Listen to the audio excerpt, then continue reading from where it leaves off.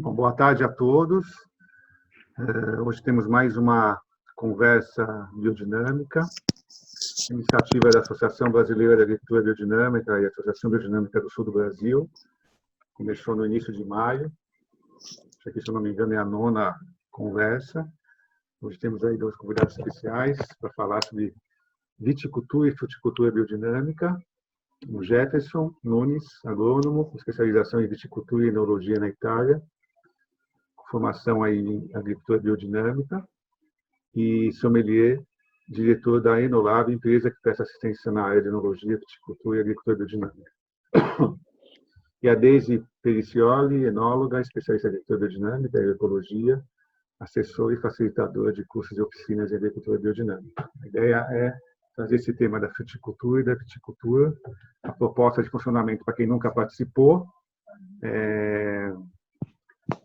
a gente vai fazer 30 minutos de apresentação deles, trazer esse tema, algumas fotos, e depois a gente abre para 30 minutos para um diálogo com quem está assistindo. Pode ser feito perguntas tanto pelo chat ou mesmo levantando a mão depois, ao vivo também. Tá bom? Com vocês, Jefferson e Deise. Muito obrigado. Deise, começa tu então, querida. Claro, então, muito obrigada, né, um cavalheiro. Antes de mais nada, quero agradecer o convite especial aí feito pela ABD e a ABD Sul para estar participando e compartilhando um pouquinho dessa jornada na agricultura biodinâmica, que é ainda recente para mim, né, são 8 anos apenas, e desenvolver hoje um bate-papo sobre essa área que é a viticultura biodinâmica. Então, eu também gostaria de agradecer vamos dizer assim, ao convite da BD Sul. Eu e a Deise tivemos a felicidade de estudar juntos, a nossa famosa turma 58, né, em Botucatu. Eu acho que foi uma turma muito legal, nós pegamos ali um grupo excelente e foi muito proveitoso, vamos dizer assim. E eu estou trabalhando já com viticultura há muito tempo, faz 30 anos que eu trabalho com viticultura, mas especificamente com viticultura biodinâmica faz também 8, 9 anos que a gente está trabalhando. Tem muitas dificuldades que a gente teve no mercado, principalmente ligado a uma forma errônea das pessoas acharem que a biodinâmica ajuda a vender vinho. E eu acho que a gente tem que trabalhar num projeto em que todos estejam engajados com a história da biodinâmica. Eu vou mostrar depois algumas fotos que eu fiz aqui, em que a turma a família está lá com as crianças, dinamizando, fazendo a aplicação. Então, se o proprietário entendeu que o conceito da biodinâmica é da gente criar vamos dizer assim, esse organismo agrícola em que todo mundo está participando, que vai melhorar o contexto todo da propriedade, eu acho que vai dar muito certo. Se não, eu já tive clientes que começaram com aquela ideia de querer ganhar dinheiro em cima da biodinâmica e não entender que ele tinha que interiorizar a biodinâmica. Acho que tu também teve alguma experiência muito negativa nesse sentido também, né, dona Deise? Eu acho que esse é o nosso calcanhar, né, Jefferson? Porque eu acredito muito que quem passou aí pelo Instituto Wellcome, teve a oportunidade de fazer a formação que a gente fez, tem uma vivência ímpar, né, que muda completamente a vida da gente, transforma. E aí a gente consegue depois levar para a prática essa vivência muito, muito forte e com muito fundamento filosófico. E eu acho que isso do desafio principal do início do projeto é a gente conseguir alinhar a expectativa de quem está nos contratando, né? Então, fazer com que a pessoa consiga entender que a gente está fazendo uma agricultura espiritual. E aí a gente precisa realmente fazer um novo com ferramenta nova. A gente tende a fazer um novo com o pensamento antigo, morto, né? Que é dessa agricultura convencional. A gente passar até ontem, como eu costumo brincar, né? Ontem eu usei veneno, hoje eu quero amanhecer usando o calendário biodinâmico, usando 2 preparados biodinâmicos, e amanhã eu quero ter um solo vivo, e no 7º dia eu quero ter um organismo agrícola. Então esse eu acredito que seja o grande calcanhar mesmo que a gente tem, né, que é para conseguir tornar esse organismo vivo, né, essa viticultura viva. Então, eu concordo contigo, esse alinhamento de expectativa é fundamental para a gente poder desenvolver um projeto de não só sermos meros aplicadores de preparados biodinâmicos, mas de verdadeiramente a gente ir no caminho de tornar, da gente se tornar um artista da terra. Eu acho que é isso, Jefferson. Eu também, e eu acho que uma das coisas mais importantes que a gente precisa começar com os projetos é, primeiro, fazer com que o produtor entenda que a viticultura e a fruticultura, pelo menos para nós aqui no sul do Brasil, é uma atividade econômica extremamente viável, né? Os valores de faturamento, de rentabilidade que o setor do vinho proporciona é interessante, mas existem muitas dificuldades. A gente sabe que o nosso clima aqui no sul, principalmente no Rio Grande do Sul, para nós ele é um grande complicador. A gente tem excesso de umidade, chuva muito forte, isso aí na primavera pode provocar sérios problemas de doenças, mas existem armas, né? Eu no início eu estava todo preocupado, não encontrava alternativas. Hoje, graças à ajuda de outros profissionais, estou trabalhando com homeopatia, a Deise também trabalha com homeopatia agrícola. O João Nabuco nos ajudou um monte a desenvolver instrumentos que nos permitiu a melhorar, vamos dizer assim, a resistência das plantas. Então, eu separei algumas fotos, desde quando, de vez em quando, tu quiser parar, tu me interrompe, né? Aqui, na verdade, eu acho que é super importante que o produtor ele comece a produzir algum preparado na propriedade. Então, aqui é em Farroupilha, ali perto de Pinto Bandeira, na Vinícola Monte Astral, que é um projeto que começou do zero com a biodinâmica. Então, a gente fez aqui, desenterramos os preparados biodinâmicos, foi feito... aqui já é um outro projeto, também em Pinto Bandeira, da família Toqueto. Eles plantaram em 2018 o vinhedo. Para um leigo, talvez pareça um vinhedo abandonado, mas para quem trabalha com viticultura biodinâmica sabe que ele não está abandonado. O uso da cobertura vegetal é super importante. A gente fez, nesse vinhedo aqui, o uso de materiais, a sustentação do parreiral está toda em aço cortei. Isso é um luxo, porque a gente está trabalhando com um dos melhores sistemas de palanques, são palanques italianos, que não se danificam com o tempo, eles são altamente duráveis, só que tem um custo um pouco mais alto, custa em torno de R$40 um palanque desse, só que ele dura para o resto da vida. Então, a gente procura fazer uma cobertura vegetal, esse aqui é o mesmo vinhedo lá de Pinto Bandeira, da família Toqueto. Se vocês observarem, vão ver que tem aqui uma população de uma quantidade muito grande de plantas na adubação verde.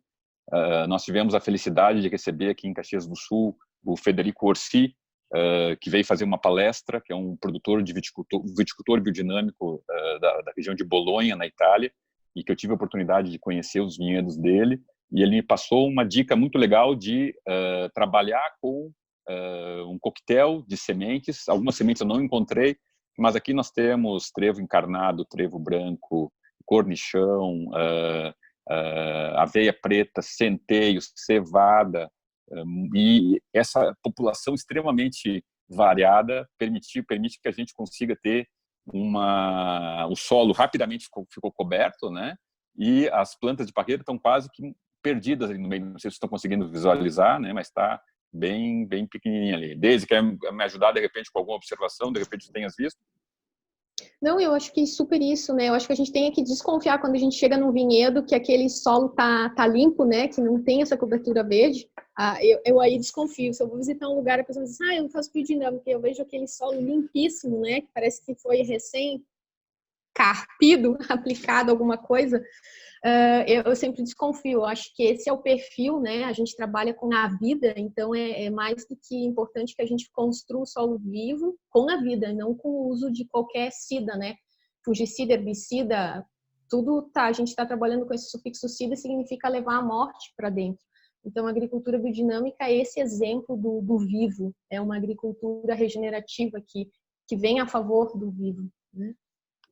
Esse pomarzinho aqui, esse vinhedo, é um vinhedo muito pequenininho, tem 1 hectare apenas, tem Pinot e Chardonnay, está dentro da futura denominação de origem de espumante Pinto Bandeira, aqui na Serra Gaúcha. É um vinhedo que está numa altitude em torno de 740 metros acima do nível do mar, e ele está com a vista para o Rio das Antas, que está para baixo, na parte mais baixa desse vinhedo, né? E o legal desse projeto, vamos dizer assim, é que, surpreendentemente, no segundo ano, que essas fotos aqui são de janeiro desse ano, nós conseguimos fazer uma pequena colheita. E o cliente aqui utilizou... nós temos esse ano, foi um ano maravilhoso para nós na parte de viticultura, porque choveu pouco, mas nós fizemos apenas 2 tratamentos com cobre e fizemos nesse vinhedo aqui 4 tratamentos com enxofre, e foi feito um protocolo junto com o João Nabuco de tratamentos periódicos e semanais com homeopatia agrícola. A gente usou uma série de homeopatias, começando com a arnica paulista no início do ciclo, logo depois da poda, e fizemos também agora recentemente o uso de uma outra homeopatia para minimizar a questão do míldio, e deu um resultado muito, muito legal. Aqui já é lá na Monte Astral, também em Pinto Bandeira, que os palanques são de aço zincado. Por que a gente está usando aço cortém em aço zincado? Para não ter nenhum problema futuro com a certificação. Porque se nós usássemos eucalipto tratado, teríamos com certeza uma negativa por parte da certificadora.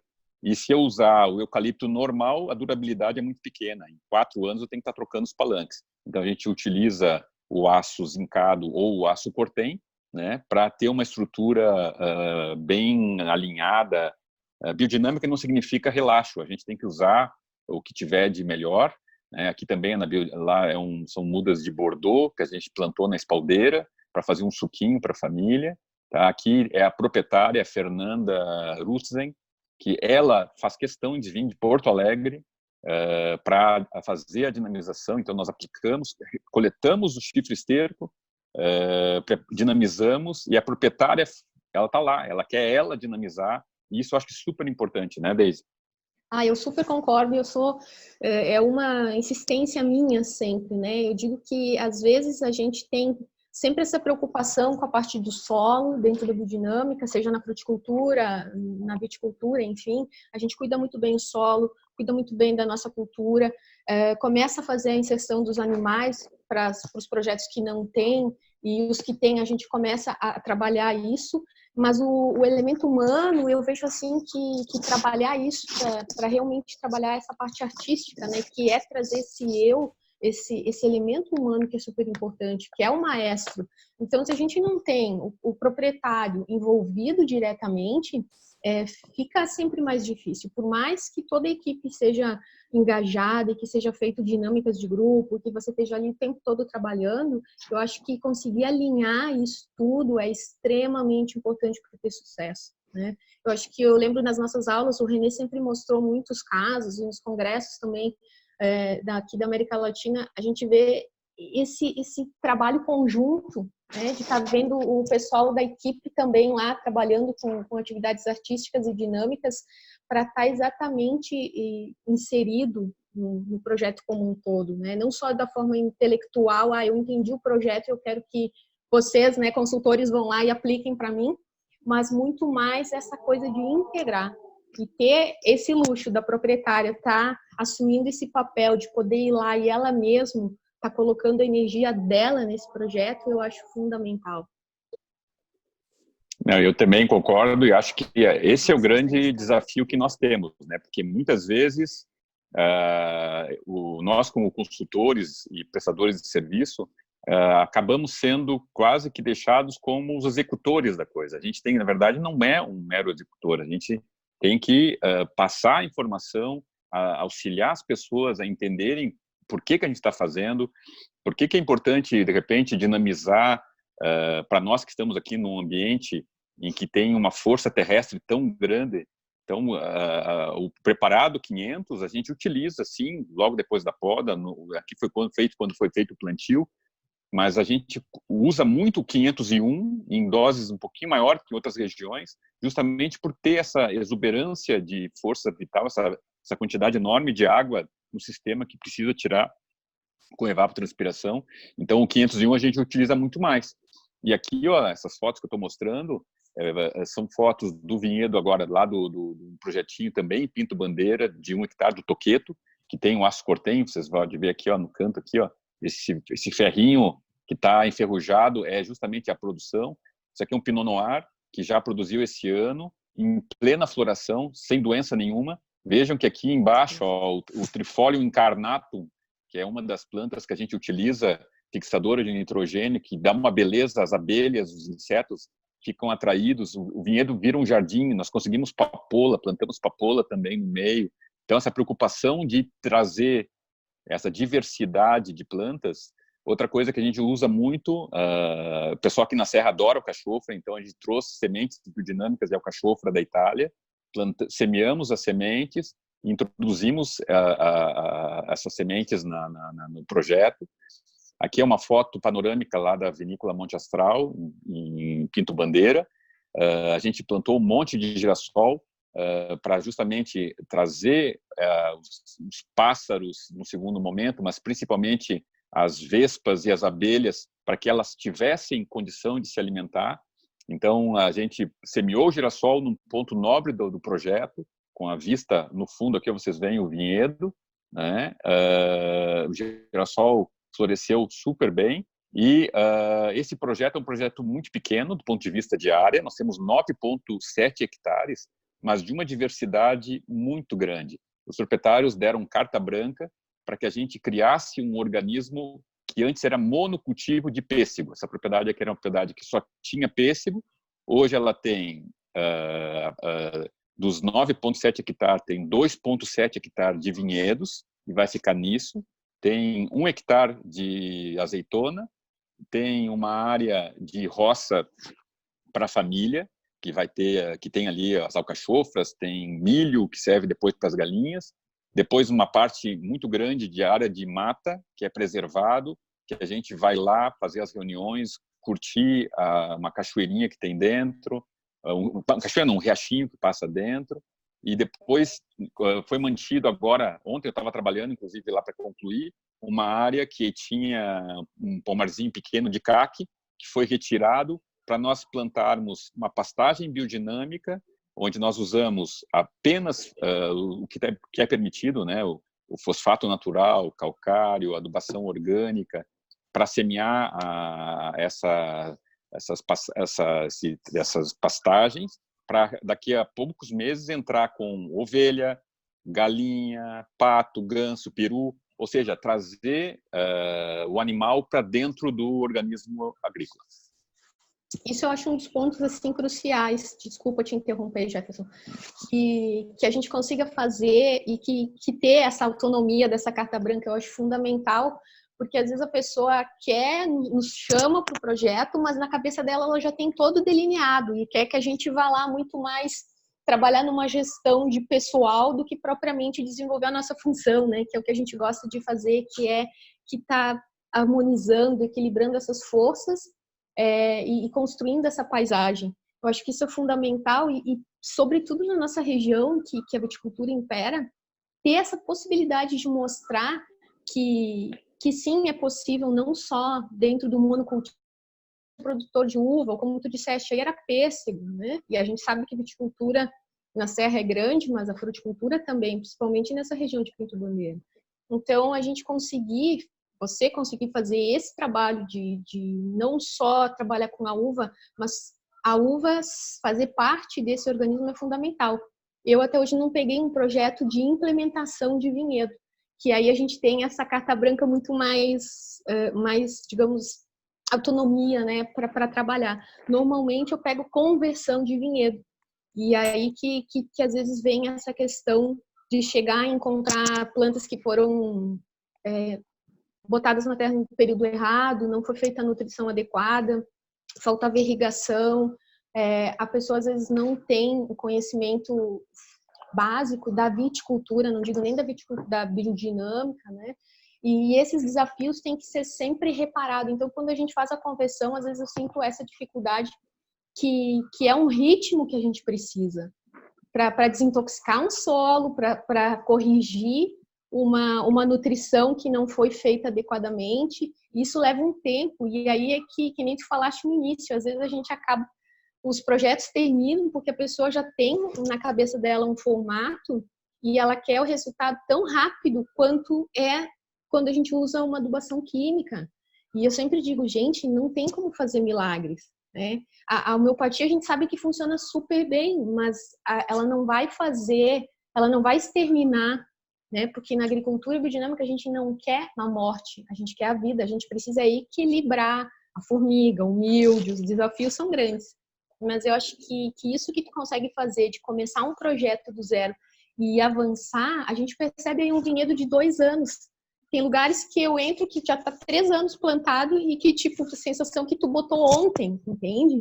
Então, são muitos desafios que a gente encara, mas ainda assim eu posso garantir, e os teus resultados comprovam isso, né? Para a gente que está nesse meio, que visita lugares, não só aqui no Brasil, como fora também, que é possível. E é possível tanto com meio hectare, como é possível com 600 hectares, com 900 hectares, como tem muitas vinícolas aqui na América Latina. Então, eu acho que vale muito a pena. E quando eu vejo as fotos dos teus projetos aí, eu acho que eu fico ainda mais encorajada. Não, encorajada eu acho que é a palavra errada. Entusiasmada com isso, cada vez mais. E aqui, só para te pegar o gancho, eu também tenho alguns projetos de reconversão, que não é o caso dessa foto aqui. Esse aqui era um projeto que já era cultivado por manejo biodinâmico, mas que estava um pouquinho judiado, vamos dizer assim, o pessoal não estava cuidando dele tão bem quanto merecia. Na verdade, era comida para formiga. Então, tivemos que cuidar de equilibrar o ambiente, fazer uma adubação adequada, e foi muito legal que já no primeiro ano de um pouquinho mais de atenção, em que os proprietários, a Monte Astral, ele comprou um outro vinhedo lá em Monte Belo, de 1,3 hectares, de Riesling, Chardonnay e Pinot. E nós conseguimos colher, e já fizemos a colheita. Aqui está a proprietária, a Fernanda, que também estava dinamizando lá na outra terra, em Pinto Bandeira, está aqui no outro projeto dela, em Pinto Bandeira. Dá uma olhada na sanidade lógico, tem uma manchinha e outra de mildio, tu vê que não é uma planta convencional, do vinhedo convencional, mas chama atenção justamente essa situação que, se a gente dedicar, a produção foi muito pequena. A gente colheu aqui 300 quilos de Pinot numa área de 0,3 hectare. Mas eu já fiquei contente porque a planta respondeu. Ela estava ali precisando de um estímulo. A gente entrou também aqui com homeopatia, fizemos adubação verde e ela respondeu. Então, eu acho que é interessante. A questão da viticultura é um baita desafio para nós. Existe uma dificuldade maior das pessoas de querer achar que vai dar certo. A maior parte está tendo resultado muito legal com as uvas de mesa, para fazer suco, ou para uva de mesa, né? No caso, a Isabel, a Bordeaux e a Niágara. A vinífera, ela é mais, exige um pouco mais de cuidado, mas eu acredito que a gente consiga ter um resultado, com certeza, muito bom. Eu vou, enquanto a Deise faz complementa, eu vou entrar com algumas fotos de fruticultura para a gente finalizar desde essa primeira parte, depois a gente entra com mais, como é que se diz, com o restante da palestra, pode ser? Pode, claro, pode colocar as fotos. Eu vou aparecer a minha cara aqui 2 segundos e já vou entrar com mais algumas fotos aqui, enquanto tu me ajuda a complementar aí, tá bom? Não, claro. Eu acho que, assim, trazendo um pouco isso que tu trouxe de exemplos, de envolvimento, então, dos proprietários, da gente ter essa possibilidade de conseguir inserir o animal, que é equilibrar a astralidade, que é fundamental, e é o calcanhar, né? A gente diz assim, para não se tornar, como tu bem colocaste, um alimento de formiga, esse olhar e esse carinho constante no parreiral. Porque às vezes o pessoal tem uma ideia um pouco equivocada, principalmente para quem não é da viticultura, como eu digo, quem não é colono, não se criou no meio, que é... eu plantei, eu fiz a adubação, plantei as minhas vinhas e tá legal, e depois na colheita eu venho aqui colher e tá tudo certo. Então, é muito bacana esse movimento de muitas pessoas terem esse interesse de produzir o seu vinho e tá querendo produzir seus vinhedos, mas também eu acho que buscar esse apoio, né, no início do projeto é fundamental, porque eu vejo muitas pessoas que investem pesado e de forma sem esse acompanhamento, e acaba desistindo logo ali na frente, porque realmente não teve esse assessoramento desde o início.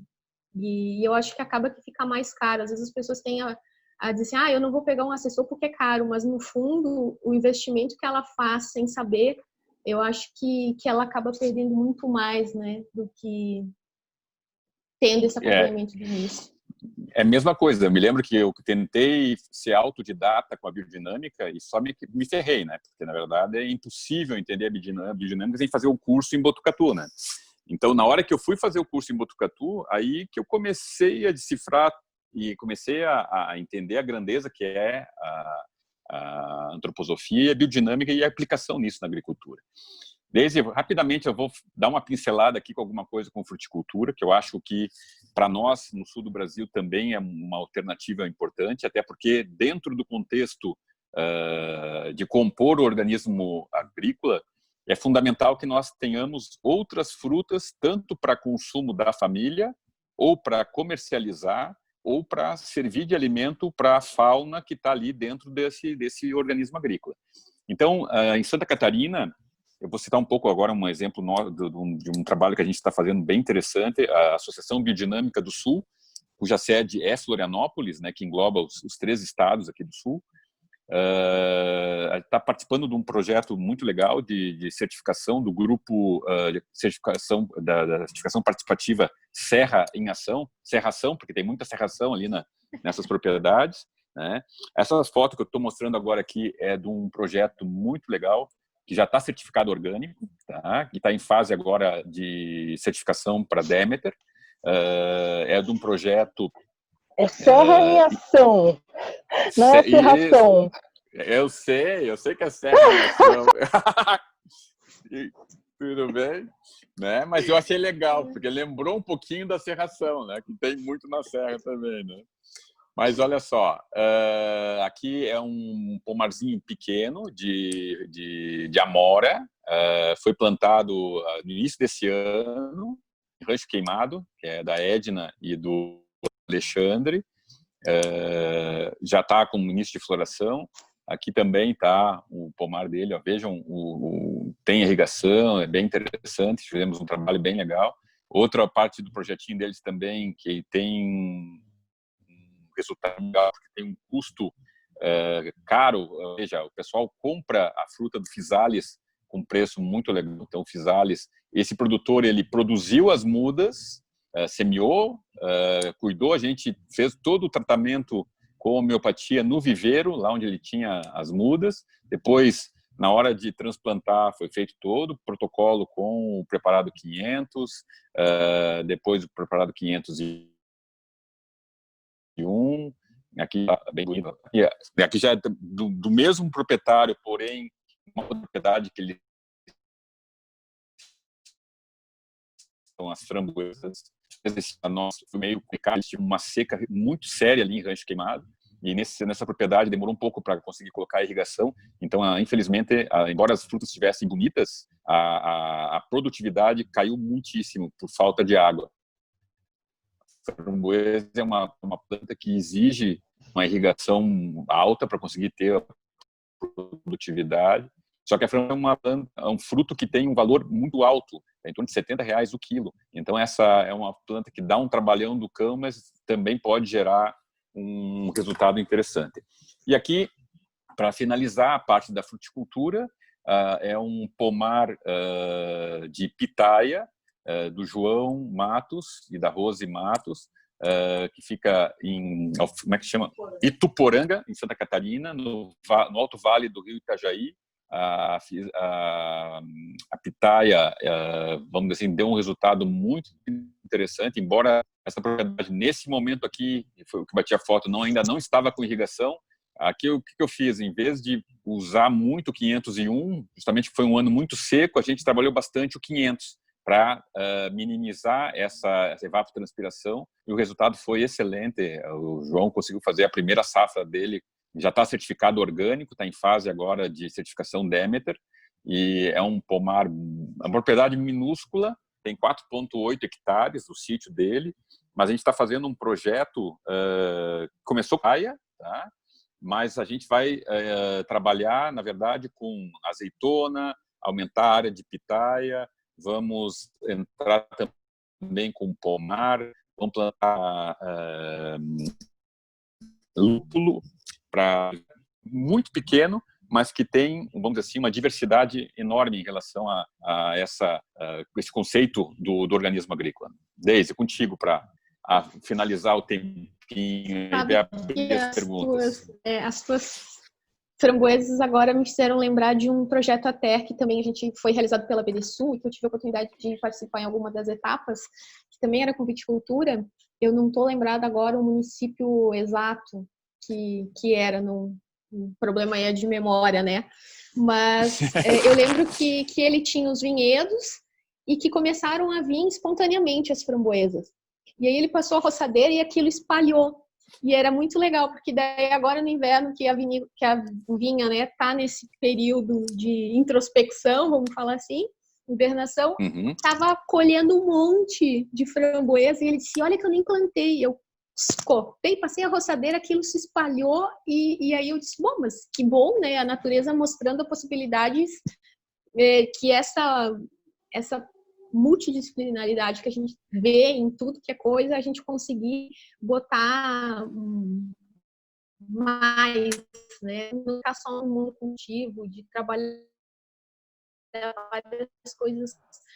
Agora, isso que tu nos mostrou, acho que independente do tamanho, né? Eu acho que tem projetos com vinhedos bem menores que eu já pude trabalhar e que tenha um potencial incrível para também entender a lógica da biodinâmica e querer, de fato, como eu digo, sou um artista e não um executor de preparado para cumprir basicamente, e o objetivo é só uma certificação. Acho que a certificação ela é a cereja do bolo, mas ela não pode ser a base do bolo, né? Eu acho que a gente tem que trabalhar sim para levar esse produto, esse evento vivo para o consumidor e gerar essa autonomia dentro do próprio organismo. E outra coisa, desde que eu acho que é importante, esse ano eu tive a felicidade de colher minhas primeiras uvas com manejo biodinâmico e transformá-las em vinho natural. Tive uma confusão enorme entre vinho natural, vinho orgânico.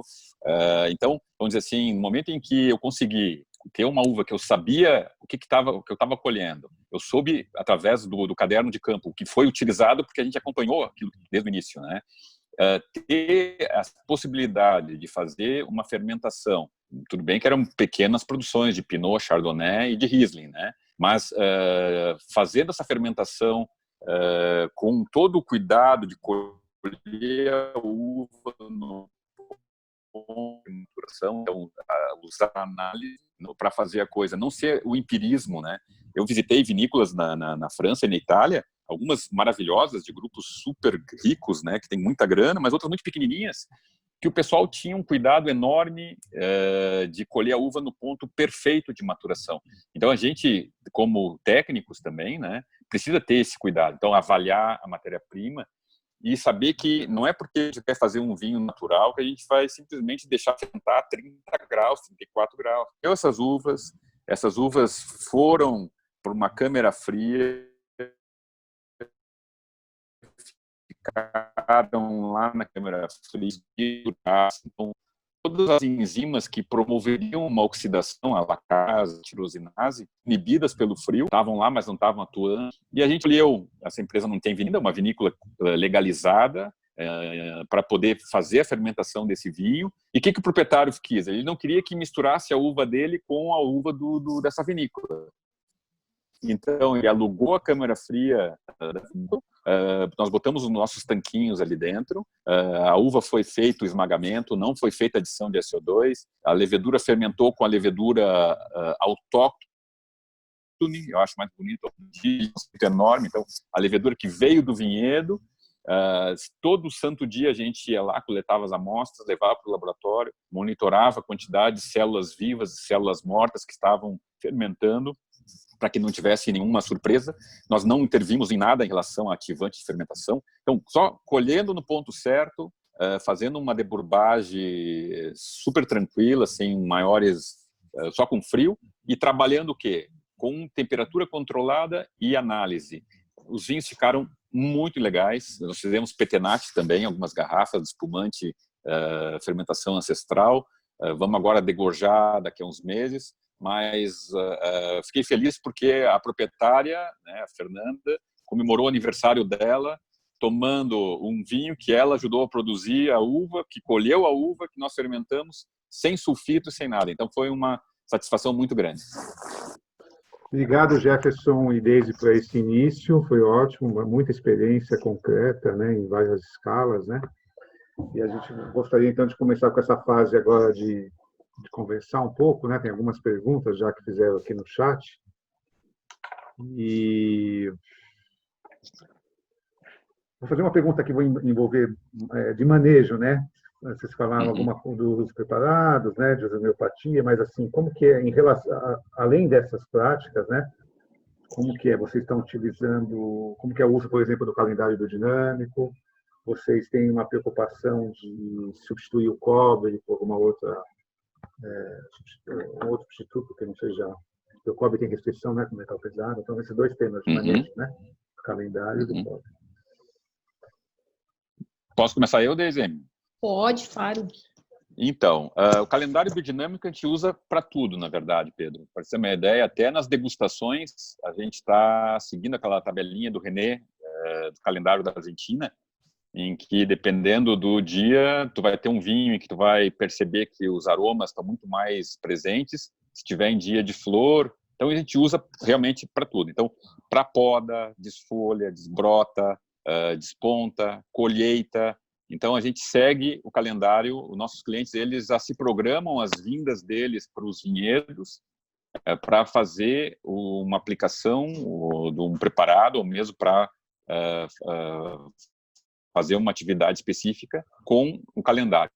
Então, o calendário é fundamental. Como são projetos muito pequenos, é possível que nós consigamos fazer para tudo. Para a colheita, por exemplo, Chardonnay, esse ano, nós colhemos frente à constelação de Libra, que é uma constelação de ar que facilita, potencializa a questão dos aromas dos vinhos. Tá? Então, a gente utiliza tranquilo. A gente tem feito, eu particularmente tenho utilizado muito a homeopatia agrícola, para substituir e diminuir a quantidade do cobre.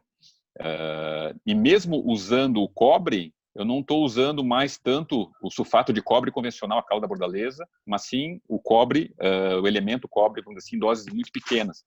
Isso tem dado resultado muito bom, tá? Até para não trabalhar com doses maciças. Então, o cobre a gente está diminuindo com o uso da homeopatia. Então, estamos usando bastante também a questão de utilizar, por exemplo, tricoderma aéreo para fazer um contraponto em relação ao fungo que está ali dentro. Esse ano, para controlar, por exemplo, uma possibilidade de botrites, foi feito o uso de Bacillus subtilis, que também está autorizado para uso. Então, a gente faz esse manejo usando ativas. Realmente, tu vai ter uma situação mais extrema, mas temos que também levar em consideração que a safra desse ano foi uma safra maravilhosa. Tivemos um pouco mais de problema de chuva na primavera, mas depois de dezembro foi super regular as chuvas e muito pouca chuva. Então, não foi um problema tão grande de nós tivemos que cuidar o contrário, que é o oídio, que até os outros anos a gente não tinha tanto problema. Esse ano eu tive que me preocupar com enxofre, fazer aplicações de enxofre para controlar o oídio. Eu quero só acrescentar que além disso tudo que o Jefferson já bem colocou, tem muitos estudos feitos também, principalmente na França, do pessoal estar trabalhando as ervas dos biodinâmicos nesse controle, exatamente para trabalhar com o que não é um privilégio nosso, né? É verdade. Então, eu acho muito interessante de reduzir assim, de usar tipo 2 vezes o cobre. Eu, particularmente, também tenho uma resistência imensa, exatamente por essa questão de metal pesado, e da gente sabe que, principalmente na nossa região, são toneladas de cobre jogada nesse solo desde sempre. Então, eu particularmente, sempre tento alternativas, né? O 508, a cavalinha, muito. Também as versões homeopatizadas desses preparados, é um estudo que eu estou fazendo, e percebo, e a gente nota bons resultados. E fazer o próprio nosódio eu fiz também esse ano, ano passado, aliás, com o míldio. Então, acho que a gente tem que estar sempre buscando essas novas alternativas, a gente não ficar estagnado unicamente, confortavelmente, digamos, no cobre e no enxofre, né? As caudas bordalesas focais. Eu acho que a gente precisa, sim, estar andando e buscando junto disso toda a harmonia, né? Todas essas fotos que o Jefferson mostrou buscando exatamente um equilíbrio, buscando equilíbrio na astralidade desses insetos com as flores, trazendo os animais, trabalhando com o animal exatamente de controle biológico, então tendo ganso, galinhas. Eu acho que tudo isso vai harmonizando, vai somando para que a gente tenha que intervir menos com o cobre. Então, eu acho que é um trabalho a ser construído, né? De novo, eu sempre digo, não existe receita de bolo, pelo menos não para mim. Na minha perspectiva de biodinâmica, é dinâmico, é vivo. A gente está em constante aprendizado e a gente tem que estar sempre a caminho, buscando, porque a natureza também tem essa, ao mesmo tempo que ela é resiliente, ela também tem essa forte adaptação. Então, assim como a gente vê hoje na medicina muitos fungos resistentes já, a gente tem que estar preocupado com isso e não ficar de eterno usando o cobre como a única saída, né? E o cobre, desculpa te interromper, Daisy, para nós que estamos começando projetos novos, é um baita de um pepino porque ele retarda o crescimento da planta. No primeiro ano eu tive que usar, porque em 2018 choveu, que foi um horror, só que as mudas não cresceram nada praticamente, né? Porque se tu usar o cobre na frequência, tu para o crescimento da planta. Então depois, no momento que eu vou ao quê? A usar a homeopatia, usar a calinha, ela entra também, eu não comentei, mas está dentro do contexto, o 508, a gente consegue fazer um resultado bem mais fácil. E uma das coisas que eu acho que mais me preocupava era o medo de, começou um foco, o que eu vou fazer? Vai ter que conviver muitas vezes com um pouco de doença dentro do vinhedo, senão tu vai ficar paranoico e vai te assustar demais e não vai conseguir produzir nada. Então, justamente por ter sempre tido essa experiência de agrônomo, velha guarda, né? Eu estou com 54 anos e só usar química, no momento que tu começa a usar lá uma homeopatia que tu vai usar 5 ml de uma homeopatia por hectare, é difícil muitas vezes o pessoal entender o teu cliente, entender que aquele álcool, nós estamos de alguma coisa que vai proteger, né? E realmente protege. A gente fez um trabalho muito legal esse ano com o João Nabuco, agora não me lembro o nome da homeopatia, me deu um branco, eu tinha que ter anotado. Mas depois prometo que eu vou botar no grupo a homeopatia. E o cliente dele em São Paulo estava com uma dificuldade muito grande, que não conseguia tratar, porque no vinhedo em São Paulo chove muito na época do verão, tanto durante a semana toda com essa homeopatia e conseguiu secar o foco de míldio. Aí nós fizemos aqui já no outono nosso, em 4 vinhedos, dessas fotos que eu mostrei para vocês, que tinha um míldiozinho residual, e nós fizemos 2 aplicações na semana, depois repetimos 15 dias depois mais 15 dias secou o míldio.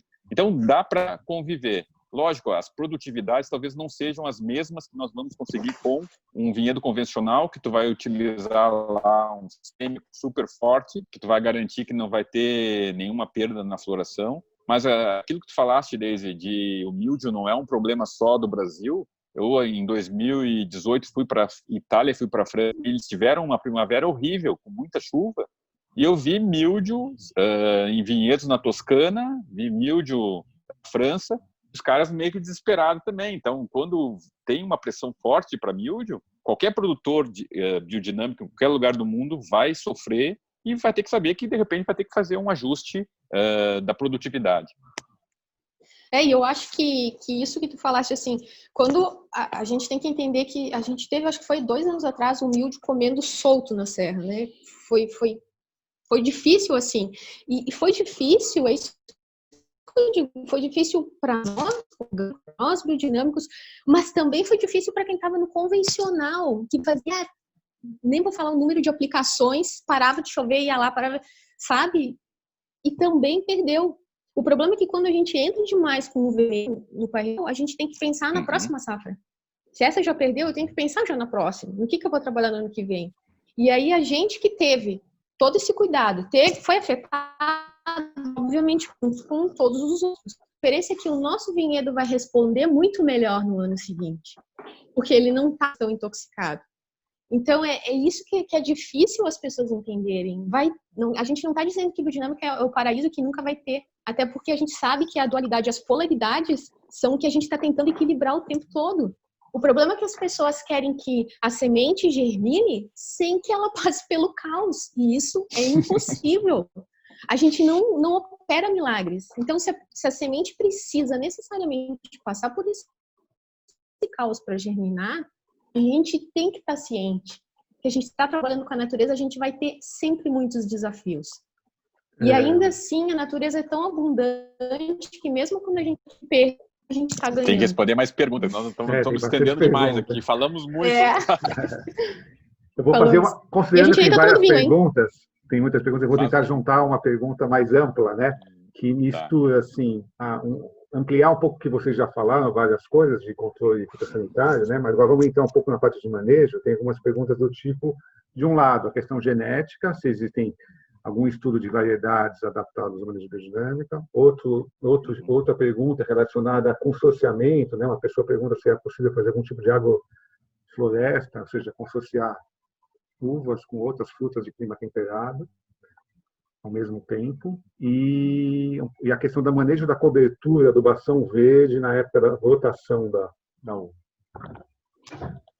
Então, vou passar na tua frente de novo desde rapidinho e deixa eu complementando, tá? Esse ano, nesse projeto aí da Monte Astral, fez uma importação da Itália, do viveiro Rauch, de 5 variedades que foram desenvolvidas para resistência para míldio, oídio e botrytis. Então, respondendo, Pedro, existe. A Europa está, vamos dizer assim, muitos anos na frente de pesquisa, obviamente, que o Brasil, né? Então, a gente sempre tem aquele empecilho do custo. Para vocês terem uma ideia, uma muda normal enxertada custa R$ 7,50 a unidade. E uma muda dessas geneticamente, que elas não são geneticamente modificadas, vamos entender, elas foram feitos cruzamentos normais, né? Só que elas foram selecionadas dentro do plantel e elas têm a resistência, está custando hoje em torno de R$ 30 cada muda. É um absurdo o valor a mais, entendeu? Só que a gente observou, foi o primeiro ano de plantio, que não, vamos dizer assim, a gente não foi um ano difícil, a safra de 2020, até mesmo para as variedades normais, né, que não têm a resistência, mas que elas têm uma facilidade, com certeza, tem uma variedade que chama Cabernet Cortis, que ela simplesmente ela passa sem botrytis, né? Pode deixar com folha que não vai apodrecer. Trouxemos Sauvignon Cretos, trouxemos Merlot Eidos, várias variedades que a Rauchedo desenvolveu. Ela cruzou, na verdade, uma vitis vinífera com uma gênero para conseguir esse resultado. Então, isso funciona sem problema nenhum, só que o custo é muito caro. Então, tem que ter cacife para poder comprar essas mudas da Itália. Tá? Deixa eu ver se eu me lembro outra coisa em relação a manejo da cobertura vegetal, dos vinhedos, tá? Não tem como liberar geral com a roçadeira. A roçadeira, essa roçadeirinha portátil, né, de fio, ela danifica muito a parreira, principalmente se for uma parreira muito pequena. Então tem que capinar ao redor. Esses projetos que eu estou começando, todos eles já estão previstos a compra de um trator fruteiro de uma boa potência, de 75 CVs, e trazer para o Brasil, ou comprar aqui no Brasil, roçadeirinhas que são acopladas ao trator, que é um disco, na verdade, que vai, e ele tem um sensor, ele entra dentro da linha do vinhedo e faz a roçada entre os pés de vinhedo. Então, precisa ter esse cuidado muito grande, porque simplesmente se deixar crescer demais essa adubação verde de inverno, ela abafa e aí começa a entrar a doença. Então, a gente mantém roçado entre linhas, ou passa o rolo-faca por cima para quebrar toda essa vegetação, e entre as plantas na linha, esses vinhedos que são pequenos, mudas recém-plantadas, tem que ser na enxada mesmo. Então, exige mão de obra e muita vontade de querer lá ficar 3, 4 dias. Aí um pouco o sinal. Para poder Tá. capinar. Voltou? Voltou. Sim, sim. E o tema do consorciamento que vocês têm experiência? Do consorciamento. Não, como a gente está querendo fazer, na verdade, a mecanização desses vinhedos, a gente tem deixado dentro da área do vinhedo exclusivamente as parreiras na linha e trabalhar muito legal a questão da cobertura vegetal do solo com várias plantas e fazer ao redor do vinhedo, dentro da propriedade, aí sim, fazer o máximo possível de plantio. Então, a agrofloresta eu vejo com dificuldade justamente por causa da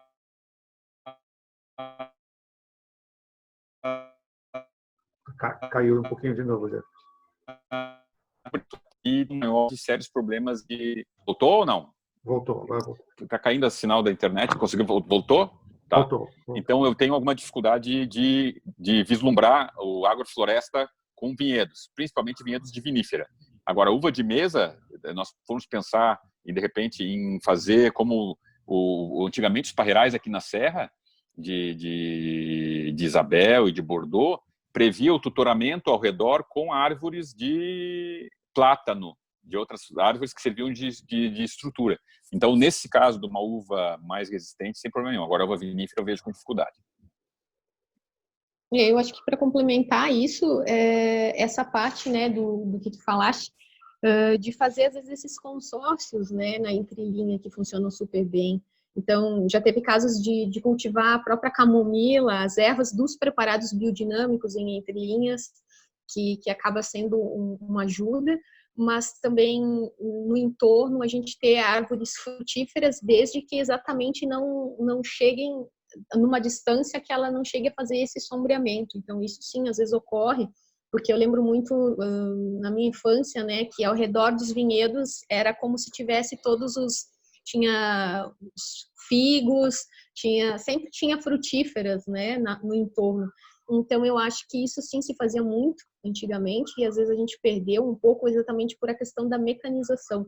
Mas conforme o tamanho da área, desde que não entre com mecanização, eu acho que sim, é super possível começar a introduzir principalmente plantas que obviamente não vão fazer sombreamento. Então, assim, o sistema agroflorestal, eu acho que a gente precisa ainda, eu acho que é meio inviável falando de vinhedo dentro, né? Mas assim no entorno de ter exatamente essa proteção e essa associação, eu acho bem importante. Só para complementar, nós temos um cliente no Paraná, uma suíça, que ela é criadora de cavalos e tem cavalos de esforço, de tração, né?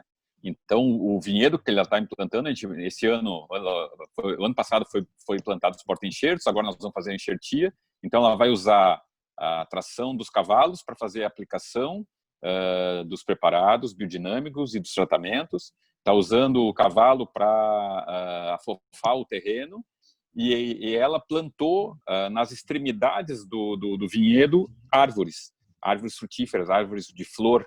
Então, ela já trabalha muito bem com essa questão da criação de animais, tem uma criação de galinha, de angulista, pato, marreco. É um projeto bem legal que vai dar muito certo. Então, vamos dizer assim, eu me lembrei agora desse projeto, que está fora do eixo aqui do Rio Grande do Sul, Santa Catarina, mas que já está sendo vislumbrado esse 1 hectare com azeitona no meio. Então, nós vamos fazer uma fila de azeitona, 3, 4 filas de uva, outra de azeitona, mais filas de uva. E entre os pés de azeitona vai ter uma outra árvore. Então, acho que até fecha um pouco o conceito que o Pedro comentou. Ótimo. E em relação à questão voltando à fertilidade do solo, tem uma pergunta específica em relação a se há alguma observação da relação, por exemplo, cálcio, magnésio e potássio, como é a questão do equilíbrio do solo, análise foliar, isso é feito com frequência, no manejo, é importante, como vocês consideram isso? Desde tu quer começar, enquanto eu abro uma análise de solo aqui para nós conversar de repente? Eu não vou conseguir botar aqui, mas pelo menos... Essa, na verdade, essa vai ser a última pergunta, a gente já está no finalzinho, tá. É mais para dar um fechamento. Então, vamos dizer assim, eu vou me intrometer de novo. Os solos aqui da região nossa, tá, são solos que, como idade natural, eles um pouco mais elevada, solos de 8 a 5,2, excesso de alumínio, e são um pouco baixa quantidade de fósforo, vamos dizer assim, inicial. Então, quando a gente inicia o projeto, a gente faz uma análise de solo, tá? E aí a gente está procurando, em relação ao cálcio, que o elemento cálcio ele entre dentro da CTC, que é a capacidade de troca de cátions, em torno de 50% a 60%, tá? O cálcio. E em relação às relações que foi feita a pergunta, eu procuro trabalhar com uma relação de cálcio e magnésio próximo a 4. Tá? Então, se é um solo que já tinha o plantio de alguma outra frutífera, muito provavelmente já tinha sido utilizado o calcário dolomítico, que é o calcário mais barato, que o pessoal mais utiliza. Então, se eu precisar aumentar o cálcio, eu vou procurar privilegiar o calcário de conchas ou o calcário calcítico, para que na hora de montar o quebra-cabeça, a gente consiga ter uma relação de cálcio e magnésio próximo a 4. Um outro fator que é muito importante na análise de solo para a implantação de um vinhedo é o potássio. A gente procura tentar fazer uma correção, e depois eu vou explicar como que foi feita essa correção, né? Com que o potássio fique próximo a 2,5%, máximo 3% da CTC. E que a relação de cálcio e potássio fique próximo a 20%. Tá? E magnésio e potássio, a gente procura que essa relação fique próximo a 5. É impossível que fiquem matematicamente todas elas exatamente iguais. Não é esse nem o objetivo da biodinâmica. Então, como é que a gente consegue fazer isso? Usando fosfato natural ou iorim, que é autorizado também pelo IBD, as doses são grandes. O calcário, mesmo que eventualmente o pH do solo esteja muito baixo, a gente faz correções pequenas, parceladas, nem que seja em 4 anos, para que não tenha um excesso de cálcio que vai desequilibrar o solo. Então, a gente está trabalhando no máximo 4 a 5 toneladas de calcário por hectare. Isso em uma situação extrema, senão vai com 2, 3 toneladas. E procura trabalhar a questão da matéria orgânica, entrar com composto orgânico. E a gente tem feito um trabalho bem legal com homeopatia, a homeopatia 17, que é o ferrum tartarium, justamente para minimizar a toxidez do alumínio no solo. E o resultado foi bem legal. Não sei se respondi tudo, mas eu acho que era por aí a coisa. Deise. Ótimo, Jefferson. Quer complementar, Deise? Não, eu ia dizer que eu acho que tá bem isso, que é super impossível a gente querer sempre atingir o pH, né, o pH ideal, até porque a nossa região é muito ácido. E é só para acrescentar, eu também sou mais de trabalhar com a linha dos homeopáticos nisso, do que propriamente trabalhar assim mais com a energia, com a qualidade, do que com a quantidade da matéria. Mais ou menos. Eu gostaria que, sim, a gente está com tempo agora, para terminar, vocês falarem uma fala de fechamento. E também tem uma pergunta aqui, se vocês têm uma indicação, tem algum local que tem algum material assim disponível na internet, alguma coisa que vocês recomendam, algum local com uma consulta inicial. O Ibravin fez, quando ele existia, um folhetinho bem legal sobre viticultura biodinâmica na Serra, junto com o auxílio do nosso professor e grande estimado, querido René Piamonte. Então, de repente, Pedro, eu vou... Está digitalizado, acho que vocês têm também, de repente disponibilizar para o pessoal é uma cartilha bem simples de como que algumas dicas para quem quer tentar, vamos dizer assim, iniciar uma atividadezinha de viticultura biodinâmica. Só que eu acho que é muito importante que a gente entenda que cada organismo agrícola tem a sua peculiaridade. E aquilo que a Deise falou de receita de bolo, às vezes não dá. Eu errei muito tentando copiar a receita de bolo de amigos da Itália aqui no Brasil, porque não funciona. Tu tem que ver a realidade verificar como é que tá as plantas ali naquele contexto tratado. Mas com certeza existe alguma coisa. Os livros do Joly tem um guia muito bom de viticultura biodinâmica italiano, que eu vou passar depois para vocês, para ti, Pedro, para passar para o grupo, tá? Eu acho que como fechamento eu queria dizer que é difícil encarar uma viticultura biodinâmica no Brasil, mas não é impossível. Quando eu comecei, as pessoas meio que me desencorajavam e eu sou teimoso e fui persistindo e a gente conseguiu. No início, trabalhava só com reconversão. É muito mais difícil reconverter um vinhedo do que começar do zero numa estrutura em que, desde o momento do plantio, está passando essa fundo preparado para o ambiente. Então, acho que é mais simples. Eu acho que é por aí a coisa. Daisy. Então, para encerrar, eu vou mostrar aqui, eu não sei se vai aparecer. Essa é a cartilha que o Jefferson acabou de falar. Tá? É de um projeto, está disponível, é só entrar lá, possivelmente na Fecovinho também deve ter disponível, se não joga em qualquer site de busca, Viticultura Biodinâmica PDF. Puf, vai aparecer bem fácil essa cartilha, tá? E esse também é o livro que o Jefferson acabou de falar, que é uma versão que tem em português. Depois, geralmente, gente, toda a bibliografia que tem realmente França, Itália, não tem muita coisa em português. A gente que nessa busca é isso mesmo, está garimpando em espanhol, italiano, em francês, e está buscando o que é possível, e as trocas são muito ricas. Eu acho que participar dos congressos de viticultura aqui na América Latina, né, o René nos convidou aquela vez, eu tive a oportunidade de estar em algumas vinícolas daqui, e a gente ter essa troca com quem está fazendo, eu acho que é a melhor bibliografia humana, é essa, sabe, que a gente tem. E assim como o Jefferson falou, para encerrar, eu quero dizer que a gente que é pioneiro, que sai na frente e sofre mais porque erra mais, né? Quem paga o preço. Mas eu acho que vale cada minuto dedicado a isso. É isso, gente. Não desistam, vale a pena. É isso aí. Muito obrigado, Jefferson. Muito obrigado, Daisy. Agradecemos a presença de todos. Conversas Biodinâmicas é uma iniciativa da Associação Biodinâmica do Sul do Brasil e a Associação Brasileira da Agricultura Biodinâmica, que ocorre toda terça-feira nesse horário. Na semana que vem, em julho, o próximo tema é o tema do CSA. Isso vai estar disponível no nosso site, canal do YouTube. Todas as conversas estão disponíveis. Quem não assistiu, quer divulgar, vai estar disponível lá. Muito obrigado, uma boa noite a todos. Boa noite. Até mais. Tchau, tchau. Boa noite, obrigada. Tchau, tchau.